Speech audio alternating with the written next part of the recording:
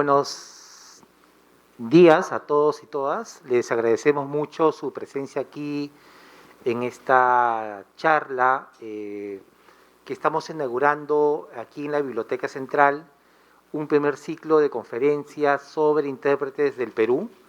Es para nosotros como Biblioteca Central una oportunidad especial que queremos, digamos, abrir dentro de las actividades que venimos realizando, un espacio permanente de reflexión y de discusión sobre distintos temas de la cultura y la historia contemporánea. Como Biblioteca Central nos hemos propuesto también abrir este espacio de manera permanente. Este primer ciclo se titula Intérpretes del Perú. También vamos a hacer otro ciclo de conferencias sobre para qué leer a distintos autores y autoras del pensamiento social y humanístico contemporáneo, que se va a implementar a partir del próximo mes de julio, y un tercer ciclo de conferencias también sobre para qué sirven, que es una pregunta abierta y provocadora, para qué sirven ciertas disciplinas humanísticas y sociales que se imparte aquí en la universidad, ¿no? Para nosotros también como Biblioteca Central es importante que este recinto de la biblioteca no solo sea un espacio permanente de brindar servicios bibliográficos a los lectores y lectoras, sino también que la Biblioteca Central sirva como un espacio de difusión y de reflexión crítica sobre las ideas, de los pensamientos y las reflexiones sobre el mundo moderno y el mundo contemporáneo. Y es en ese marco que estamos iniciando este ciclo de charlas, Intérpretes del Perú. Son varias charlas que están programadas de aquí hasta el mes de noviembre y diciembre de este año. Y justamente la primera actividad de este ciclo de charlas lo vamos a realizar sobre las reflexiones y las ideas sobre el Perú, sobre la democracia y la modernidad del sociólogo y profesor samarquino ya fallecido, Julio Kotler. Y para ello hemos invitado tenemos un invitado muy especial, no solo a José Luis Reni, que es historiador, que es un historiador que tiene toda una línea de trabajo y publicaciones sobre el pensamiento y la historia política del siglo XX peruano, sino que además José Luis lo hemos invitado en particular para esta primera charla, porque acaba de coordinar y editar las obras escogidas de Julio Kotler en el Instituto de Estudios Peruanos, que precisamente el día de ayer fue la presentación pública de sus obras escogidas en la noche. Y nosotros querimos propicio invitar a José Luis, que además es un amigo de San Marco de hace muchos años atrás, o también un amigo personal, para que pueda compartir con nosotros un panorama, ¿no?, de la vida intelectual, biográfica y política también de Julio Kotler, para poder ubicar sus escritos en el marco de los dilemas del siglo XX peruano. Entonces, José Luis, te agradecemos mucho tu presencia aquí, el haber aceptado compartir con nosotros esta mañana. Te agradecemos mucho tu presencia. La dinámica de la presentación es una dinámica bastante simple. José Luis se expondrá durante unos 30 minutos, ¿no? Unos 30 minutos, y luego podemos pasar a un espacio de preguntas o de comentarios para incentivar el diálogo entre todos nosotros. Y así que, José Luis, muchísimas gracias y bienvenido a San Marcos. Gracias. Muchas gracias. Muy amable por la invitación, Pablo. A mí me gustaría compartir con ustedes más que una exposición teórico-política sobre quién era Julio Kotler, una experiencia personal de los últimos años con Julio, y como entiendo que esto es parte de un seminario sobre intérpretes del Perú, me gustaría comenzar con una anécdota que ocurrió hace años, probablemente hace unos 10 años.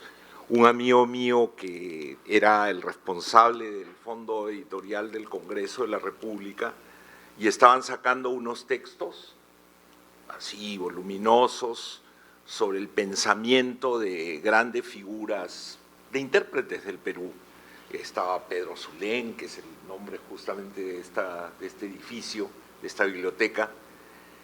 Estaba Luis Alberto Sánchez, que fue rector de San Marcos, y diversas figuras, ¿no?, de la cultura peruana. Y este amigo me dijo, tú que eres amigo de Kotler, habla con él para publicar un libro que sea una síntesis de su pensamiento. Bueno, le dije, te voy a pasarle el encargo. Entonces yo me iba a ver con Julio y le dije, maestro, hay esta propuesta, ¿no? Y casi me saca, pero a patadas de su oficina, ¿no? Por acusarlo de tener, en primer lugar, un pensamiento, y en segundo lugar, por calificarlo de intérprete del Perú, ¿no? Entonces, cuento esta anécdota porque quiero llamar la atención a todos ustedes que, si siguen asistiendo a las diferentes charlas, siempre tengan presente qué significa ser intérprete del Perú, ¿no? Y de qué manera se va construyendo un, comillas, pensamiento, ¿no? Y en el caso de Julio, yo tenía algunas hipótesis que por cosas de la vida se fueron confirmando y me fueron dando una visión de él. Entonces yo quisiera contar brevemente un poco mi experiencia con él y cómo es que llegamos a esta situación peculiar de revisar la obra de un amigo fallecido y preguntarse, ¿qué es esta obra? ¿Podemos seguir dialogando con ella? ¿Tiene sentido para el futuro? ¿Podría decirle algo a las nuevas generaciones? ¿Se trata de hacer un homenaje? ¿Se trata de reconocer a una personalidad? ¿Cuál es el ángulo, ¿no? Y a raíz de eso pensar básicamente en lo que consumimos como estudiantes y como actores intelectuales, ¿no? ¿De qué se tratan los libros? ¿De qué se tratan las grandes tesis sobre el Perú, etcétera? Y mi relato comienza con un periodo de la vida de Kotler que se encamina hacia la publicación de su libro más conocido, de su libro más leído, más reeditado, que se llama Clases, Estado y Nación. Y me gustaría comenzar con algunas premisas que las encontré en un PowerPoint que yo organicé para un seminario por los 40 años de Clases, Estado y Nación, ¿no? Entonces, antes de venir y pensando en esa charla, encontré cosas como esta, ¿no? Por ejemplo, pensaba en Jean-Paul Sartre, pensaba en los años que Kotler había estado en Francia, y me gustó, si ustedes pueden leer esta cita, el énfasis en cómo los individuos, a través de nuestra existencia, hacemos nuestra propia vida, ¿no? El sentido de elección y cómo, en perspectiva, nosotros aquí en San Marcos, en el año 2022, miramos una obra que fue el producto de pulsiones personales, de percepciones, de sensibilidad muy difícil de reconstruir, una sensibilidad muy difícil de reconstruir, cómo la miramos como una interpretación del Perú. Y hay que preguntarse constantemente si es que nosotros estamos buscando intérpretes del Perú o hay intérpretes del Perú, ¿no? Como si fuera un anaquel de la biblioteca que dice intérpretes del Perú y tú vas y sacas un libro y dices ya entendí al intérprete 1 y pasas al 2, al 3, al 4. Y la otra cita que encontré, por favor, es esta cita de Foucault, ¿no? Los sistemas del pensamiento y conocimiento están regidos por factores que operan más allá de las reglas lógicas y gramaticales a nivel de la conciencia de los individuos.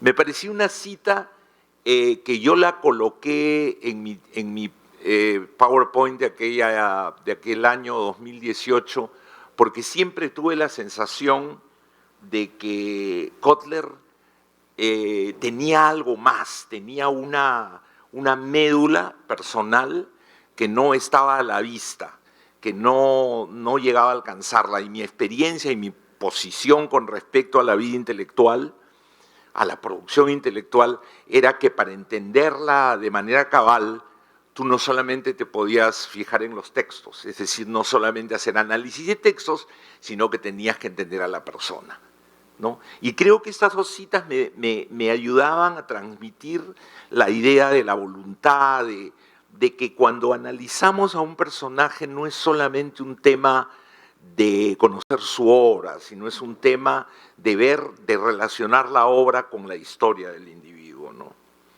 Y eso era particularmente difícil en el caso de Julio, porque Julio era un hombre muy privado, que se rehusaba a ser el centro de atención y que por lo tanto nunca hablaba de su vida. En aquella oportunidad ocurrió que me dijo que lo fuera a visitar, a pesar de que ya estaba bastante enfermo, y creo que para ambos era perceptible que era muy probablemente la última conversación que íbamos a tener. Y en una relación muy enriquecedora que comenzó cuando yo recién salía de la universidad y entré al Instituto de Estudios Peruanos como asistente, primero de José Matos Mar y después de Julio, en un proyecto de sistemas políticos comparativos en el área andina. Y esta relación se prolongó a través de los años y nos hicimos amigos. Entonces, de ser el doctor Kotler pasó a ser Julio y terminó siendo para mí una figura de una influencia muy grande y una guía personal de una enorme intensidad, ¿no?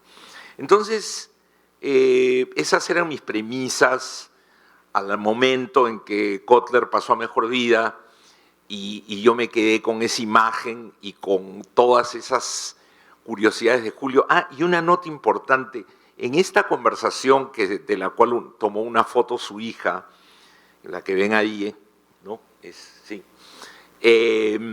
Yo le pregunté cosas que nunca le había preguntado sobre su vida y él me las respondió. Y en realidad, en el marco de nuestra relación, nunca le había hecho una entrevista y algo me hizo sentir que tenía que grabar lo que me estaba diciendo. Y le pedí permiso, le dije, maestro, me disculpas, pero puedo grabar lo que me estás diciendo, porque me estaba contando aspectos de su vida francamente desconocidos para mí y para mucha gente. Entonces, pasamos a la siguiente sección, cosas sobre su formación, por ejemplo. Hablamos de San Marcos, por supuesto, y ahí entendí que San Marcos era un conducto para él para acercarse al Perú, porque el Perú no lo recibió del hogar, porque era hijo de migrantes, porque era el primer hijo, el único hijo nacido en el Perú de una familia que venía de Moldavia, de una familia judía, que había, percibiendo lo que se venía en Europa, se había trasladado al Perú a fines de los años 30, sus hermanos habían nacido, uno en Moldavia, creo que la otra había nacido en Nueva York, en el camino migratorio, y le pregunté sobre su papá, un señor que era un vendedor, que tuvo que aprender con muchas dificultades el español, el castellano. Me habló de su madrastra, su madre había muerto cuando él era muy niño, y me habló de su experiencia con el judaísmo y con el sionismo, y yo me quedé perplejo, ¿no? Y sentí que había que releerlo, ¿no? Releer su obra para entender que recién en ese momento podía entender algunos aspectos de su vida, ¿no?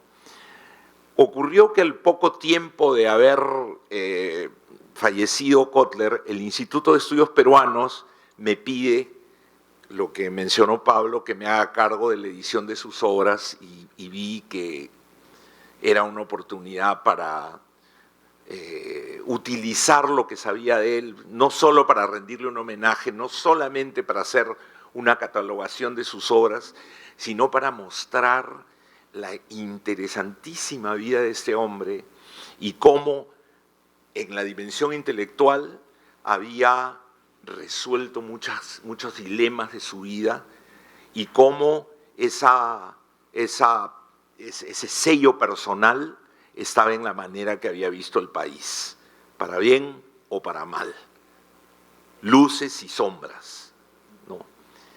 Y presté atención, por ejemplo,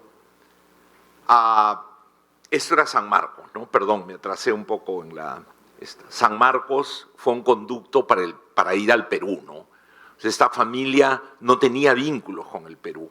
¿Y qué le ofrecía a San Marcos? Un programa de etnología, ¿no? Donde se podía hacer trabajo de campo, se podía ir como él se fue efectivamente a Huarochirí, empezar a conocer la Sierra del Perú, ¿no? El pensamiento de Luis Valcárcel era el que conducía ese proceso y Julio se embarcó en esta aventura sanmarquina, ¿no? Y como parte de la aventura sanmarquina, Julio se radicalizó y terminó siendo deportado, primero a Arequipa y después a Huancayo. Es una deportación interna que existía por aquella época. Estuvo en la lucha contra la dictadura odriguista, estuvo cerca del grupo Cahuide, que era un grupo promocionado por el Partido Comunista Peruano en San Marcos, pero el aspecto de su formación era un enorme desafío para él porque no compartía el indigenismo, más bien en la formación mental de Julio había una enorme desconfianza por las culturas campesinas, por la vida rural, producto de los relatos de una mezcla de lecturas infantiles muy precoces de literatura rusa y del hecho de que su madrastra era una amante de la literatura rusa y casi como los cuentos que nos cuentan de niños para dormir, le había contado estos cuentos rurales con elementos de cierta barbarie rural que le habían sembrado la idea de que las culturas campesinas no eran confiables del todo. Entonces, el indigenismo no le latía. El indigenismo le parecía un discurso enfervorizado, fruto de las élites serranas del Perú y que no ofrecía sino una especie de utopía irrealizable.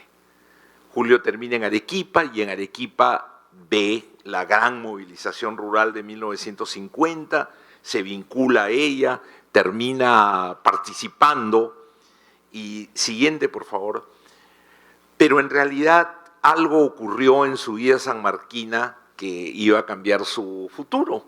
Y es que por un acuerdo con la UNESCO llegó a San Marcos un profesor francés cuyo nombre era François Bourricot, que era un especialista en Parsons.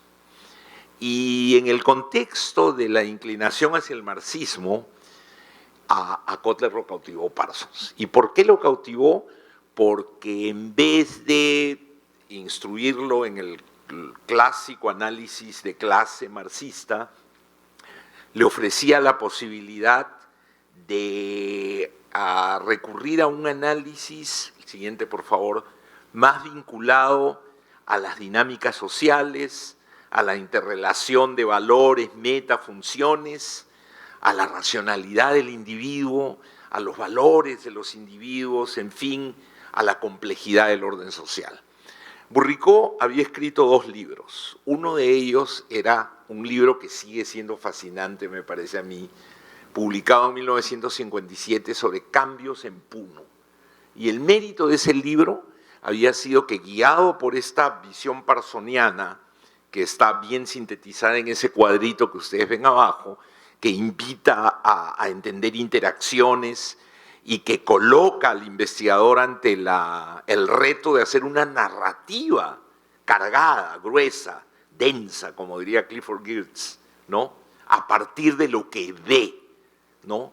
Una narrativa en la que la teoría no está predefinida, sino que está tras bastidores, que el autor no tiene que decir estas son mis reglas de juego teóricas y confundir lo que ve con el desarrollo de la teoría. Entonces, y el segundo libro que había escrito, el libro de Puno, todavía se lee y ha sido reeditado. Burricó había escrito Cambios, ¿cómo se llamaba? Poder y sociedad en el Perú contemporáneo, y se había vinculado a todo este debate que había en el Instituto de Estudios Peruanos sobre la oligarquía, el indio, el poder, etc. Y en este libro de Poder y sociedad en el Perú decía algo que en esos años 60 no era muy bien recibido por la intelectualidad local. Él decía que había un juego político en el Perú tan intrincado, tan complejo, y que era muy difícil de definir con una mirada de clases, y que los recursos que vivir en ese juego político, en un país generado por un país tan complejo, garantizaban una cierta durabilidad del sistema, a pesar de que la oligarquía fuese como era el pronóstico, fuese debilitándose. Entonces, básicamente lo que decía es, si ustedes están esperando la gran crisis que produzca el desplome del sistema político peruano, o están pensando en tomar por asalto el Estado siguiendo el camino de la Revolución Cubana, están mal. Esto va a durar más. Y lo que se puede es hacer algunas ganancias específicas con el propósito de ir construyendo algún tipo de hegemonía alternativa, ¿no? Siguiente, por favor. Esta es una ilustración del pueblo de San Lorenzo de Quinti, que sería muy importante en la vida de Kotler, que ya con San Marcos, como he dicho, ha emprendido ese viaje al Perú, que probablemente para muchos de nosotros se ha dado que en la familia, los amigos, ¿no? La comunidad, muchos quizás aquí son originarios de algún departamento, alguna región del Perú, y traen consigo su propia tradición. Para Julio esto no existía, por sus orígenes, por el hecho de ser migrante. Y esta combinación del aprecio por la comunidad que trabajaba y el espíritu académico que le comunica Burricot, no San Marcos como una abstracción, sino el profesor Burricot, se expresa muy bien en lo que fue su tesis, escrita en el Departamento de Etnología aquí en San Marcos. Una tesis en la cual, como ustedes pueden leer, se nos encomendó realizar un estudio de tipo descriptivo, es decir, etnográfico, con particular énfasis, ahí está el legado de Valcárcel, de Luis Valcárcel, en los rezagos de magia y hechicería que pudieran existir. Y eso es lo que dice el estudiante, ¿no? Que nos hayamos desviado de la original intención de tipo descriptivo se explica por el afán de lograr una cabal comprensión de las situaciones funcionales entre diversas estructuras, ¿no? Entonces, este es uno de los pocos testimonios, digamos que esta cita podría ser tomada como la punta del hilo de lo que se va a llevar como formación académica Julio Kotler cuando venga el paso siguiente de su vida, siguiente por favor, que es ir a estudiar un doctorado en antropología en la Universidad de Burdeos, viaje que es facilitado por el profesor Burricot.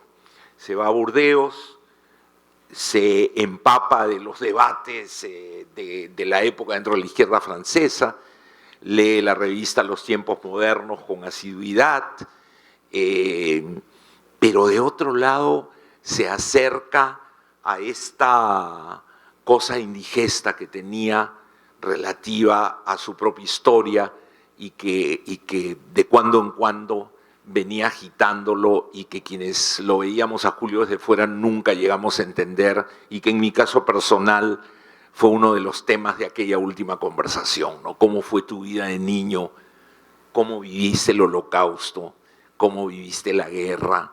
¿Cómo se sintió en tu hogar? ¿De qué conversaban? Etcétera, etcétera, ¿no? Entonces, ahí en Europa, cerca de todas estas raíces, siguiente por favor, Kotler tendría un primer encuentro con sus demonios. Y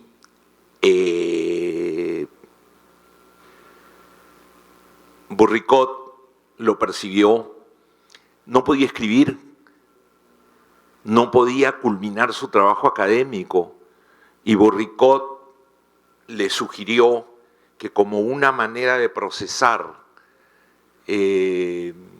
esos dilemas que tenía dentro, hiciera un trabajo sobre la adaptación de migrantes españoles en Francia. La tesis ha estado en francés, ha sido traducida hace semanas por su hija y el IEP la piensa publicar. Y es un trabajo que, como su hija me dijo, yo al principio no estaba muy convencida del enfoque que le estabas dando a las obras escogidas, pero ahora he entendido por qué lo hacías. Y lo hacía básicamente porque yo también soy migrante. Y yo soy padre de una chica que nació en Nueva York y que quiere ser peruana. Y tenía la madurez y la cercanía suficiente para entender lo que está sintetizado en esa pequeña ventanita que abrió en una entrevista a Antonio Zapata, Julio Kotler, ¿no? Cuando dice: Bourricot me empujó a realizar una tesis doctoral sobre la comunidad española emigrada en Francia. Estudié a la segunda generación y pude observar varios elementos que habían estado presentes en mi vida. Puesto que yo era también hijo de inmigrantes que no hablaban el mismo idioma del país, que los había recibido, tuve un sentimiento de identificación con mi tema. Y ahí es esto lo que yo buscaba, ¿no?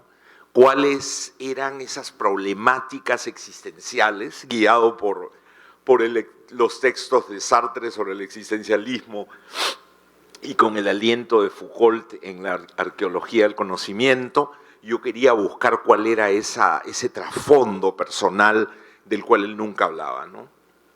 Entonces, siguiente, por favor, mi tercera parte.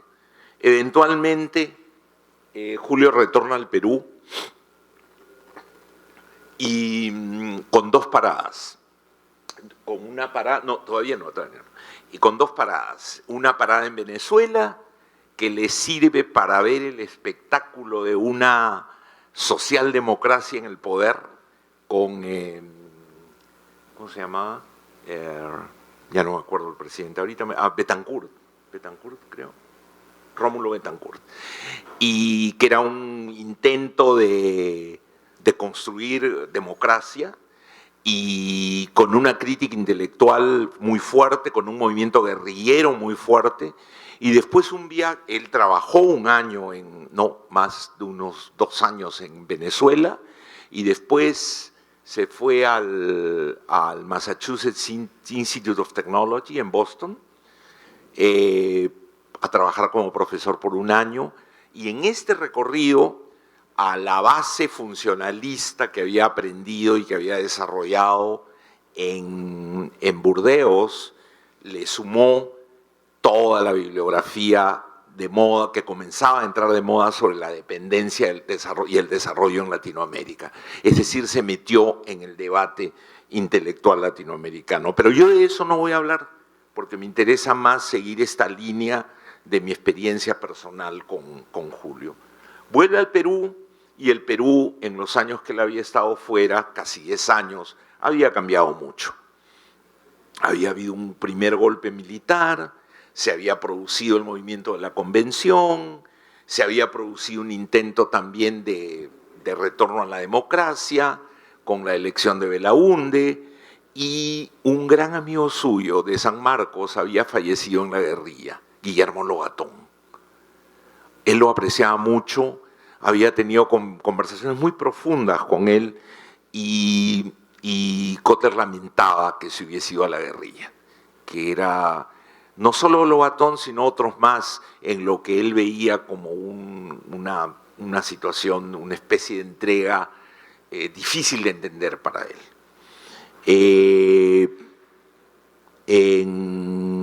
Siguiente, por favor. En esta foto pueden verlo a a Lobatón al centro, la parte de arriba. Otra referencia es el debate que había habido en el Instituto de Estudios Peruanos en torno a todas las sangres de Arguedas, donde si ustedes conocen ese texto y si no lo conocen, hagan un esfuerzo por conocerlo, donde en 1965, para que se den una idea de lo difícil que era y lo complicado este viaje al Perú al que he hecho referencia, una serie de intelectuales, todos ellos muy respetables y muy enterados, entre ellos Sebastián Salazar Bondi, cuya foto estaba acá cuando entré, discutían si lo que decía Arguedas era fantasía pura o era el reflejo de la realidad. Básicamente discutían si había indios en el Perú. 1965. Así de difícil era el desarrollo de una ciencia social que nos diera una imagen real del país, más allá de la capital sobre todo. Y entró, bueno, por razones personales, Julio estaba vinculado a José Matos Mar, porque los dos estaban casados con dos hermanas, era su concuñado. Y José Matos Mar era un científico social que a su labor académica sumaba el ser, parecía un empresario que por casualidad había caído en el mundo de las ciencias sociales, y no lo digo negativamente, porque esas habilidades empresariales le permitieron desarrollar una institución de tanta importancia como el Instituto de Estudios Peruanos, por donde han pasado, siguiente por favor, figuras muy importantes de la cultura peruana. Ahí pueden ver a José María Arguedas, a Bravo Bressani, a Sebastián Salazar Bondi, a Aníbal Quijano, Julio, por supuesto, Alberto Escobar, etcétera, ¿no? Y para dar una referencia un poco del ambiente al que vuelve Julio, siguiente, por favor, se puede pensar 1968, publicación del número 1 de la colección Perú Problema, que alcanzaría, no sé, 30 y tantos volúmenes o algo así, creo que todavía sigue publicándose, ¿no? Y en esta definición básica se puede ver tanto la necesidad de tener un punto de vista basado en las ciencias sociales, que era lo que estaba en boga a lo largo de las dos Américas, incluso la Alianza para el Progreso propiciaba esta idea de que las ciencias sociales debía ser la base de una visión de las sociedades rurales latinoamericanas, y de otro lado lo romántico, lo utópico de formar una élite intelectual, ¿no?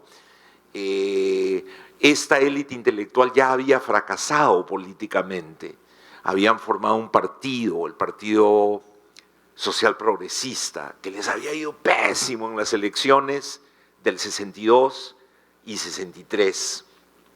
Y de alguna manera formar el IEP fue también el efecto de una derrota política, ¿no? Es decir, era un grupo de intelectuales al que se le podría mirar, depende de si uno quiere ver el vaso lleno o el vaso vacío, como una torre de marfil o como un grupo muy comprometido en traer una visión científica al Perú, y como en San Marcos se encontraban muchas limitaciones para desarrollar sus investigaciones, vinculadas a fondos, vinculadas a relaciones internacionales, etcétera, se habían constituido en un grupo aparte, dando el play de honor, digamos así, de lo que vendría a ser la formación de centros de investigación privados, que era una corriente totalmente nueva en el Perú y que floreció durante los años 70. ¿Cuál fue el papel de Kotler ahí? Kotler se encontró con una serie de instrumentos que se habían desarrollado en el marco de un convenio con una universidad norteamericana que se llama Cornell. Había un contrato, un convenio que le permitía el acceso a todo este material. Y comenzó a utilizar este material combinado con trabajo de campo para una serie de estudios, siguiente por favor, que lo llevaron a una esquematización. Es bien interesante, ¿no? Porque aquel viaje romántico de los inicios en San Marcos devinieron en esta visión esquemática que yo como estudiante de historia no miraba con mucha simpatía, me acuerdo en aquella época, pero realmente generaban mucho debate entre nosotros porque le servían para predecir que la sociedad rural en el Perú era como un triángulo sin base, que solo se iba a convertir en una alternativa social de movilización y cuestionamiento del orden establecido si se cerraba la base del triángulo y se generaba una movilización desde abajo. Siguiente, por favor. Y había otros cuadros en que se podía ver la duda de Kotler, que yo resolvería años después en esta conversación final que les digo. Él desconfiaba de que este triángulo sin base se pudiese cerrar, que eran muchos triángulos sin base, que eran muy complejos y que ya con un estudio más de tipo sociopsicológico veía que era muy difícil que del campo salieran actores políticos decididos, ¿no? Y si ustedes comienzan a pensar en lo que pasó en este país en los 80, 90, ¿no? Pueden ver la gran paradoja, ¿no? Esto es 1966, ¿no?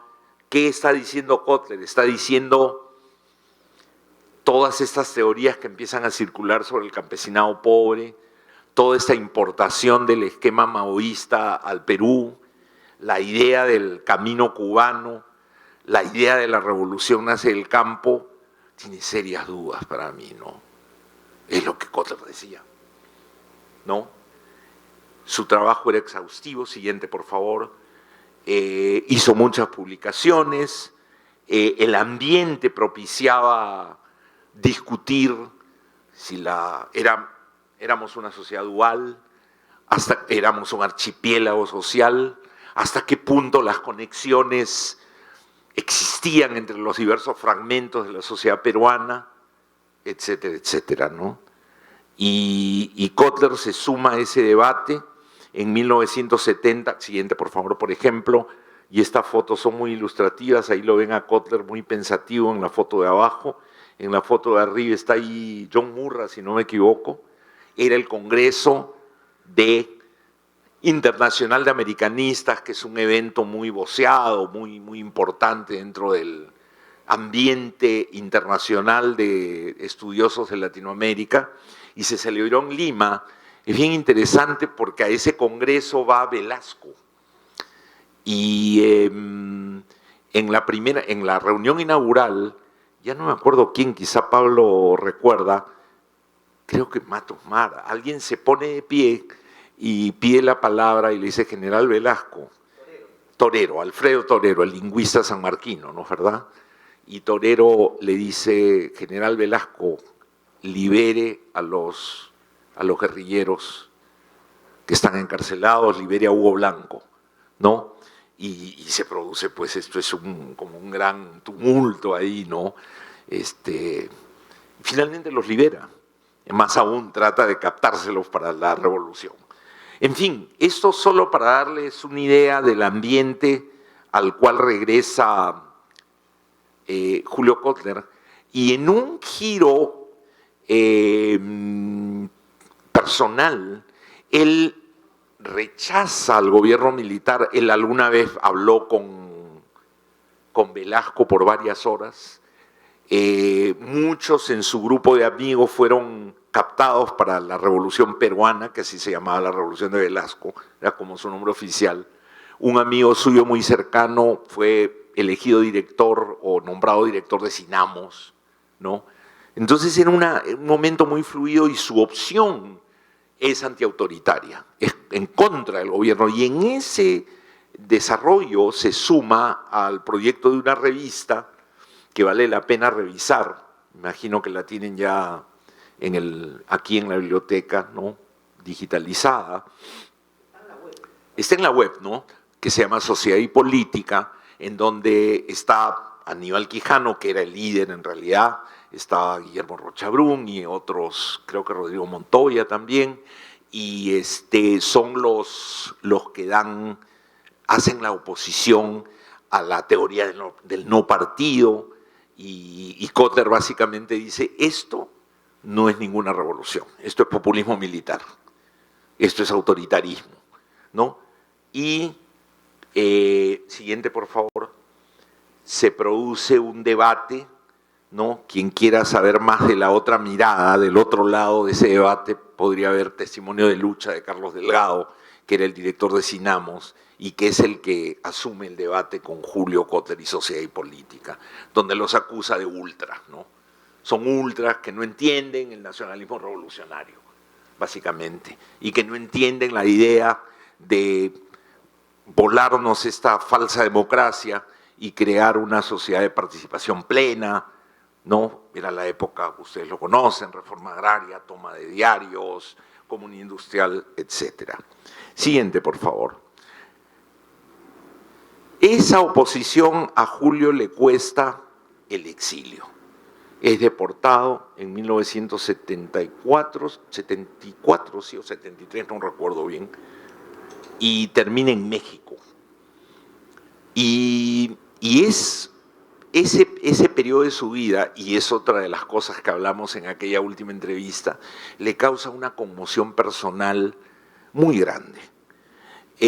Una conmoción no solamente de carácter psicológico o vivencial, sino una conmoción que remueve algunos de esos traumas de niñez que tenía con todo el tema de la familia deportada, de la familia que huía, de la familia que había vivido el Holocausto a la distancia, de la familia que había sido víctima del Holocausto, aunque indirectamente, ¿no? Que él mantenía con un celo total, ¿no? Yo he hablado con miembros de su familia y ellos me cuentan que nunca hablaba del tema, ¿no? Entonces, siguiente por favor, Julio termina en México y dice esto en la entrevista con Antonio Zapata: ahí cobré las fuerzas que me llevaron a escribir Clases, Estado y Nación en el Perú, que debía ser el primer capítulo de un estudio del proceso histórico que llevó al gobierno militar. Para aquel entonces ya había terminado mi juventud, tenía 46 años de edad. O sea, ¿qué es lo que le pasa a Julio?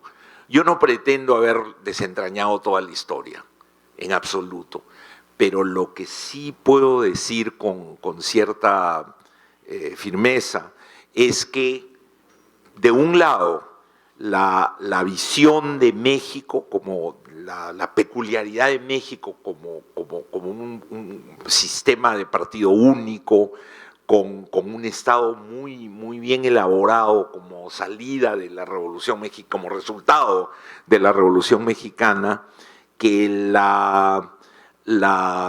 siguiente, por favor, que las características del país y del sistema político le permitieron visualizar que era un Estado y que el reto para él era rastrear qué había sido el Estado en la historia del Perú, ¿no? Pero de otro lado, el exilio le causa una crisis personal y escribe un libro que, según dice él en la introducción del libro, era un libro que lo había hecho para dejar de ser forastero en su propio país, ¿no? ¿Y qué era dejar de ser forastero en su propio país? Era luchar contra una alternativa autoritaria en el Perú. Eso era para él ser leal y llegar a tener esa comunión, ese encuentro con el Perú, ¿no? Entonces, Clases, Estado y Nación aparece como resultado, como algo que él no buscaba. Era el comienzo, era un preámbulo de un libro sobre el gobierno militar. Entonces él empezó a escribir este ensayo que daba una especie de antecedente para comprender el sentido de las reformas velasquistas, y terminó escribiendo un libro en que hablaba de las continuidades, en que decía que durante los 500 años previos a la reforma militar había una continuidad, y usaba un aparato conceptual que, a pesar del nombre del libro, complementaba los vacíos del marxismo, diría yo, con algunos conceptos intermedios que permitían mirar algunos temas de la constitución de la sociedad peruana, como el clientelaje, como el caudillismo, ¿no? Él, por ejemplo, valoraba enormemente el libro de El Tunante, de Abelardo Gamarra, que se llama Ciudad de Pelagatos, ¿no? Porque según él era una producción muy fiel de lo que el Perú había sido hasta fines del siglo XIX e inicios del XX, ¿no? O sea, una república cuyos últimos, sus extremidades, su manera de penetrar en el país era a través del clientelaje, de la obediencia, de una cultura política personalista que no garantizaba la construcción de una democracia funcional, ¿no? Siguiente, por favor. Así nace Clases, Estado y Nación, un libro en donde él hace el tránsito del esquema parsoniano a la interpretación histórico-sociológica, que pretendía ser un largo preámbulo al análisis del proceso velasquista, donde él ve al Perú en el espejo de México, donde hay un énfasis en las continuidades históricas en la formación de la sociedad peruana y el papel en ellas del fundamento étnico de raíz colonial, pero es algo más, es una provocación ante un debate sin salida. Es básicamente decir, ¿ustedes qué tanto hablan del desarrollo si no entienden un elemento fundamental que él veía porque venía de fuera? Porque él había a los 46 años forjado una visión del mundo, una visión del país, donde había dos elementos fundamentales. Uno, poder mirar el Perú de una manera desprejuiciada, y dos, poder mirar el Perú desde fuera.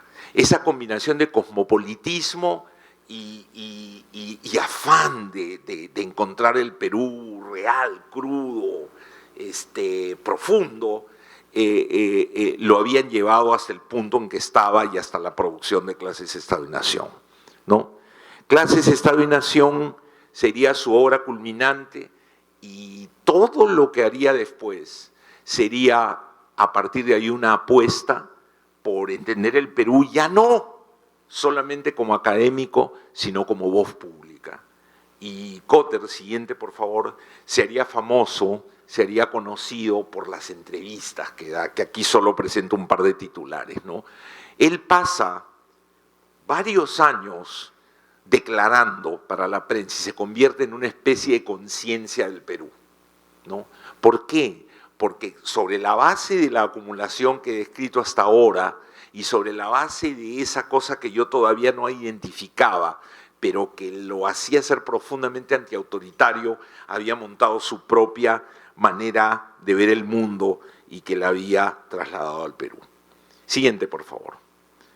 Esta es la parte final de mi presentación, una especie de epílogo. Al momento de ventilar estas curiosidades, como relataba al principio, yo no sabía que en algún momento me iban a encargar editar las obras escogidas de Kotler.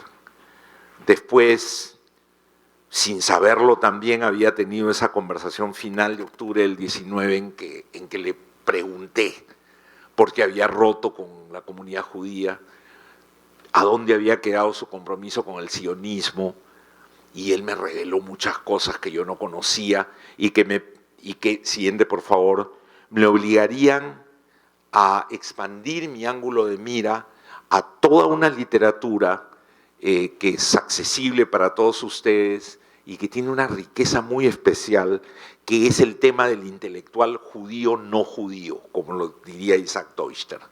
Quiere decir el intelectual de raíces judías que no se compró o que tuvo una experiencia con el sionismo, como Julio, y descubrió su mala entraña, sus raíces fascistas, que las vemos expresadas hoy en día en la ocupación de Gaza, en la manera en que el Estado de Israel opera, etcétera, etcétera. A todo eso Julio le había dado un portazo y solo en esa, adelante por favor, en aquella conversación de octubre del 19 me atreví a preguntarle y él se atrevió a contestarme. Y me relató paso por paso cómo había sido su intento de militar en el sionismo y lo que pasó con esa experiencia. Todo esto lo pongo en blanco y negro en la introducción del primer volumen del libro. La siguiente, por favor. Esta es la literatura a la que me refería, es decir, yo quería encontrar la etiología de este pensamiento, quería entender a Kotler, y a través de entender a Kotler me abrí un campo y que en conversación con Pablo también, abrí todo un campo de reflexión sobre la manera en que operan y se desarrollan las ideas, ¿no? Cómo funcionan los intelectuales y por qué es tan importante poner al intelectual en perspectiva, ¿no? Entonces, finalmente yo había llegado en esa conversación combinada con esta reflexión alentada por estos autores a lo que yo estaba buscando, ¿no? Siguiente, por favor. Recibí el encargo del IEP de armar las obras escogidas, y cuando estaba comenzando el proceso, uno de los hijos de Julio, que se llama Andrés, me alcanzó un texto que había encontrado entre los papeles de su papá. Y era un texto escrito cuando Julio tenía 13 años en el colegio. Y la fecha era 1947. Y solo 2 años antes había terminado la Guerra Mundial. Como digo, Julio tenía 13 años y en esa última conversación me relató, me dio indicios del enorme sufrimiento que había significado para la familia vivir la guerra a la distancia, de cómo se sentaban frente a la radio de onda corta y escuchaban las transmisiones en francés, en alemán, en ruso, que era la lengua que hablaban su papá y su madrastra, y le comunicaban a él la desesperanza de reencontrar a su familia, que fue exactamente lo que ocurrió, ¿no? Y al transmitirle todo esto, lo colocaban a los 13 años frente a una responsabilidad muy grande con el Perú, con la vida, con la humanidad, etc. Y este pequeño documento me terminó de dar la pista que me guió en la confección del proyecto final, que ya salió este primer tomo que lo ven ahí, y los 6 volúmenes que vendrán después. Y yo quiero terminar leyéndoles algunos breves líneas de este pequeño ensayito, ¿no?, donde él comienza a decir que no se puede vivir sin un ideal, pero que su ideal no es tener plata, triunfar en la vida, como se dice. Dice, mi afán no es tener $30 millones a los 25 años, no. Dice, yo soy muy fogoso y muy optimista, y dice, mi leitmotiv en la vida es luchar, ya que vida sin lucha no es vida. Todo en esta vida se consigue mediante la lucha espiritual y material. Dice que su vida es un compromiso con sus semejantes, con los más desdichados, y dice, yo soy parte de la humanidad, yo pertenezco como hombre, sin embargo, a una nacionalidad, y es la judía, y por tal motivo lucho por todos los medios para que mi pueblo consiga su establecimiento democrático. Y si con mi mínimo esfuerzo ayudaré a que tal cosa se realice, habremos dado un gran paso hacia la felicidad humana. No soy chauvinista ni menos nacionalista en lo que se refiere a amor ciego, obedecer, etc. Pero así como usted debe ayudar a los chinos a su futura felicidad, a la paz, yo debo ayudar a los judíos para la misma finalidad. Yo sé que si en Malasia existiesen seres que viven luchando, yo debo compartir su lucha, porque si son derrotados, su derrota tendrá influencias hasta en Suiza. todos somos uno solo, pero con extremidades, costillas, músculos, huesos. Y debo ayudarlos no por miedo a las influencias, sino porque mientras existe un esclavo en el mundo, en la tierra, perdón, yo no seré libre. Esto escribió un niño de 13 años, que a los 13 años había procesado la peor tristeza que puede haber para una familia, saber que no se va a reencontrar con la familia que ha dejado atrás, ¿no? Y había desarrollado un sentido antiautoritario de una fuerza enorme. Y cuando yo leo, no voy a seguir leyendo este texto, algunas cosas que recuerdo, por ejemplo, para citar en esta oportunidad, permítanme, no, creo que no lo incluí aquí.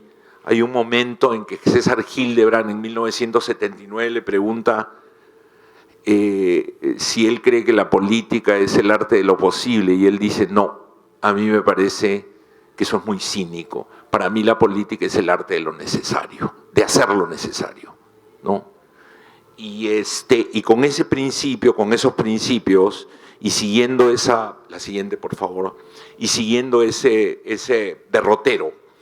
Acá está la cita bendita, lo que pasa es que estoy viendo otra cosa, esa era la cita, ¿no?, de la entrevista con César Hildebrand, ¿no? Entonces, cuando yo miro, no, todavía no, deja la cita por favor. Cuando yo miro, ¿qué tenemos aquí? Humanismo, antiautoritarismo, ¿no? Una capacidad para plantear que el problema del Perú es el clientelaje, los fundamentos étnicos que todavía funcionan más allá de las instituciones, no sé si les suena familiar, es la naturaleza de la crisis de hoy. La crítica al régimen político está llena de elementos de este tipo, los chotanos por aquí, ¿no? El Estado que no funciona por allá, la división Estado-sociedad, todos esos elementos están en la obra de Kotler, ¿no? Pero sobre todo está este profundo humanismo, un humanismo que provenía de haber resuelto en términos psicológicos, pienso yo, una situación sumamente traumática, que no dejó de aparecer en México, por ejemplo, en el exilio, y probablemente en otras oportunidades, que no dejó de colocar a Julio en una situación muy complicada en términos personales, de las cuales nunca habló hasta esa última entrevista que tuve con él, en que le pregunté directamente, y que fue el motor de su obra. Por eso, por ejemplo, él me confesaba en el 2015 que nunca había podido abrir clases Estado y Nación, y que el IEP le demandaba que escribiera un nuevo prólogo, y tanto era su fastidio de lo que había escrito, porque él decía que ese libro era una provocación, donde no había desarrollado teóricamente ciertos elementos, que le había salido de los forros el libro, que yo le propuse hacerle un resumen del libro para que por lo menos tenga las ideas, para que refresque las ideas. Y lo hice, y le mandé el resumen y me lo agradeció mucho. Ese era Julio Kotler, y esa es la naturaleza de los intérpretes del Perú. Y estoy seguro que en cualquiera de las historias que ustedes van a ver, si siguen viniendo a este estupendo ciclo, está presente, ¿no? Y debería ser, o esta charla, creo yo, una invitación a pensar en los intelectuales, mucho más allá de su obra, a pensar en ellos como seres humanos. Muchas gracias.